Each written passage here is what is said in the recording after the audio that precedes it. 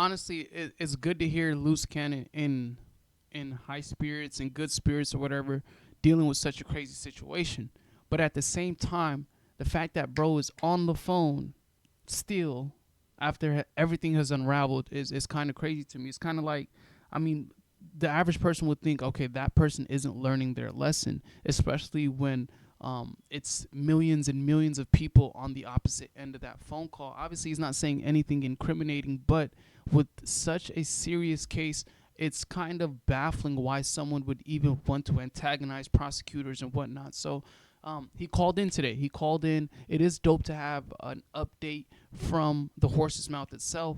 You know, you're not getting it from family members or whatnot. This is Loose Cannon in the flesh telling you about situation. He even said that people might be snitching on Big U already. One thing that caught me off guard is when he said majority of the people on the case have already been free. It's just me, Brick, and Big U. But enough for me. Let's hear it.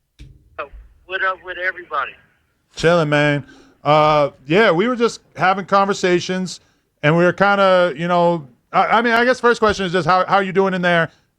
What's your state of mind as you're locked up? No, the state of mind is good because at the end of the day, it's like, let the truth be known. Like, I don't put the nigga. You know what I'm saying?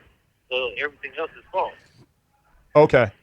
Do you what's your media strategy in terms of talking on podcasts, doing live streams, etc., while you're in federal custody? Good question. No, it's not that. It's just I'm doing the same thing that I was doing outside. You know what I'm saying? Nothing changed. At the end of the day, it's Look like at Munchie anxious back there. You ready to grill something, bro? You be breathing. I don't have to. I have no parts of what happened, what's going on, or anything like that. But I ain't gonna say anything. A lot of people rolled over and turned on the nigga, and it is what it is. Who turned on you already? No, I'm talking about on Big Useless. Oh, people are already telling on him. Yeah. So it's like I'm just sitting in here right now, just going through the process. Damn. Is everybody telling Luce, or do you know specifically who's been telling? Shit, everybody got out. The only people that's still in here is what me breaking him. Have you had any conversations that were basically like, we'll let you out right now, you just got to tell us this, and this? Hell no, that ain't no conversation. So they consider you to be such a crucial part of this case that they're not even proposing a deal. No, I haven't. No, it's not that. It's not. And that's where I kind of want to pause it and say, and just be impartial and whatnot. You know, okay, so if that is the case, if that's what Adam just said, so if they aren't even gonna come to you with cooperating tactics and they just know that, okay, this guy, he isn't gonna go, is Adam being willfully obtuse, willfully arrogant for the fact that, or willfully ignorant for the fact that he considers Luce somewhat of a friend, of an associate, and is still, and if you can say, okay, so if they're not even going to come at you with these kind of tactics, then you might be an integral part of this investigation. Knowing that, like, that's Adam's brain saying that. So if the next question is, well, it's not even a question, in the back of his mind, if he sees him as a friend or a partner or whatever, I would ask, like, damn, if that's the case, why are we even having this phone call? But at the end of the day, man, the content is contenting. Not that at all. Safety valve? Just the point of it is it's just not going to happen. Just put it that way. The feds know that you're so solid that they wouldn't even ask you to talk. No, it's not going to happen. So did you catch word that I just revealed it like an hour ago on this podcast, but basically the feds came to my house and the one and only thing that they were interested in was the cease and desist from Big U because of your appearance on the podcast with Wack, in which you basically said that Big U had knowledge of the Nipsey situation before it happened. No, see, the thing is, it's like, I'm going to say it like this because I keep going through something. It's just why send a cease and desist if it's not true. That's all I have to say. And that's what a lot of people are suggesting. It's defamatory, though. Yeah, even if it's not true, it is right. It's a defamatory statement for sure. Absolutely, I could understand him not wanting that out there, even if it wasn't true, to keep it a stack. Yeah, that makes sense. What'd you say, Les? I was saying it's a defamatory statement regardless, so I could see him not wanting that out, even if it wasn't true. Yeah. But if you wanted to prove somebody that was a liar, right? You just telling them put it out, right? No. Why stop it? Crickets. Yeah, I don't know. No. no. But if we talking right, that's facts, right? Why stop something that you saying is a lie? Right. I mean, hey, I guess he really wanted to stop that narrative, I guess. When a lie linger too long, it become the truth, bro. Yeah, I'm not a defense attorney, but I could think of a few. Like nobody want to lie out there about him, so that's why you would do it, cease and desist. If you feel it ain't true. Well, that's like that's like career-ending information. You know what I mean? Like or statement. If people associate him with the death of somebody so beloved, that fucks off his business, right? But everybody is getting misconstrued. Nobody's saying that he had something to do with it. He just acknowledged. I mean, no, it's just like if somebody. Oh my god, bro. At first I'm like, bro, he a little, you know what I mean? It might be, he might have an extra chromosome or two. Go ahead, take it. I'm known for trends. It's all good. I got it. He might have an extra chromosome or two. So MJ, don't go too crazy. You know, Allah, he, right?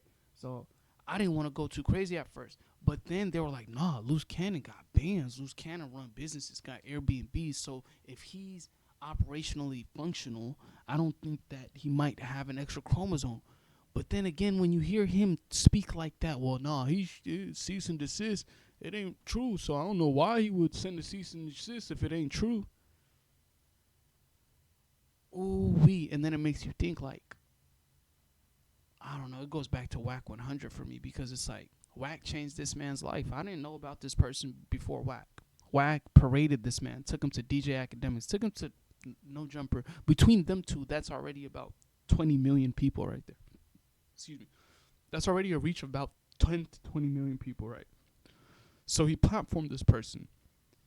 He co-signed the stories. He was like, so tell him about when he had you go there. Tell him about when y'all pulled up on Meek and when y'all did this. Like, tell him about all those situations. And he sat there and he watched him do it. And he sat there and he didn't stop him. And now that guy's sitting in the can. And Wack 100 has one of his biggest enemies, one of his biggest oppositions, locked up for what could be the rest of his life. Another person that didn't speak very highly of him is locked up and looking at a similar situation. The person that spoke on certain things and kind of ignited a lot of things. Yo, Wack is maniacal, bro. I ain't gonna lie. He's how I see Wack, bro. And the crazy thing is like, I used to speak with Wack a lot. Like I used to be in them rooms like 4 or 5 years. Like I'm talking about the old 6ix9ine rooms and the dummy rooms and all those with the reeks and the conductors and the old Crenshaw district and all of those rooms and stuff. I used to just be in them when I DoorDash and Instacart all day, you know? And the nigga, like, he would parade his wife around. I swear her name was Kimberly. She used to come to the room sometimes, and they would talk about their business expenditures or whatever, their business adventures, and just the fact that they were together, and it seemed like a solid nuclear home. And he would bring like different people on. Like I spoke to Gilly the Kid because of Wack 100. Like he would bring different people and allow the floor to ask questions and whatnot. So that was kind of dope. I don't know what happened to where he no longer pushes like, he was like a family man, my wife, my kids, my family, the Joneses. Like she even used to have a clubhouse. Like if you go back that far, you understand what I'm saying. So you went from that into like, he used to give information about trucking. Like people, we'd have long conversations with people. They would ask him about trucking because I guess he ran a successful trucking industry.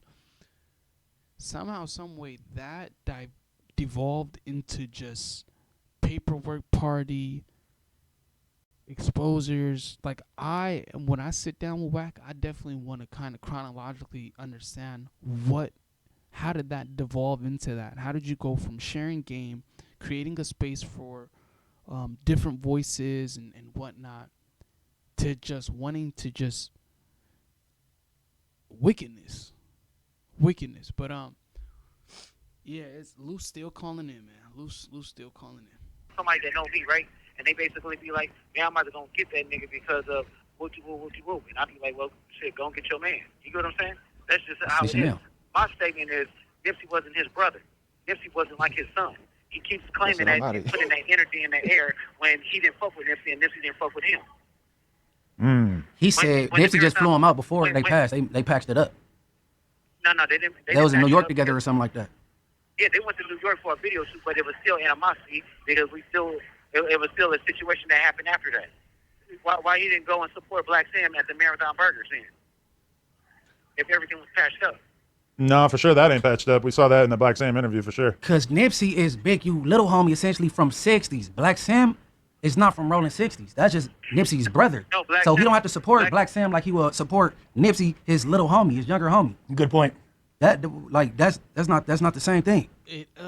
That's where you gotta get pushback for Munchie, because understand he's speaking from a gangbanging perspective for sure. He don't got no ties to the hood or whatnot, but out of the respect that this man has garnered, it should be courtesy, right? No, I paused it. I was recording.